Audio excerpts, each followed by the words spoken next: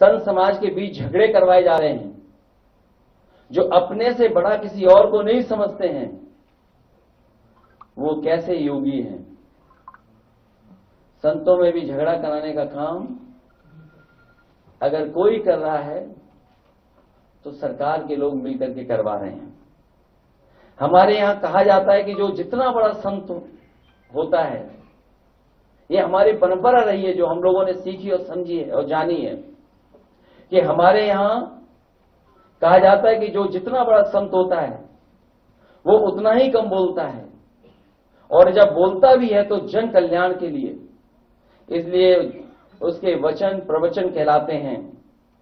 यहां तो सब उल्टा ही है, इनकी योग्यता की परीक्षा करवानी पड़ेगी, क्योंकि जिस तरह के भाषा इस्तेमाल हो रही है उससे कहीं ना कहीं लग रहा है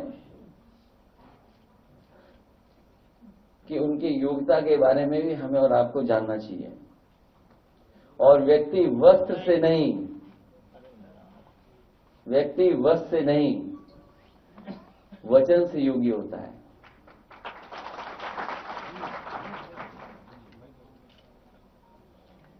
जो लोग हमेशा अमृत काल को याद दिलाते हैं, ये आजादी का नहीं बर्बादी का अमृत काल है, और नकारात्मक लोगों का भी। कलयुग में सब उल्टा होता है, ना तो समझो वही हो रहा है, जो कलयुग है उसमें उल्टा होता है और सब उल्टा कर रहे हैं लोग। हमारे यहां ये माना जाता है कि जितना बड़ा ज्ञानी होता है वो उतना ही चुप रहता है, इसलिए हमारे यहां मौनी और मुनि की परंपरा रही है।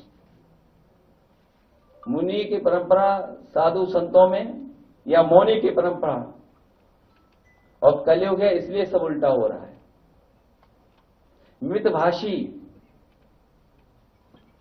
मितभाषी वाचाल बन गए हैं आजकल। वो मितभाषी नहीं बन रहे हैं, उनका सुनिए क्या कह रहे हैं आजकल। मृदभाषी कटुभाषी बन गए हैं, सत्य वचनी झूठे प्रचारक बन गए हैं, अभय निवारण करने वाले भय का प्रसारण कर रहे हैं, परोपकारी लोग अत्याचारी का काम कर रहे हैं। जिनका काम सरकार चलाना है वो बुलडोजर चला रहे हैं, और विकास का प्रतीक विनाश का प्रतीक बन गया है।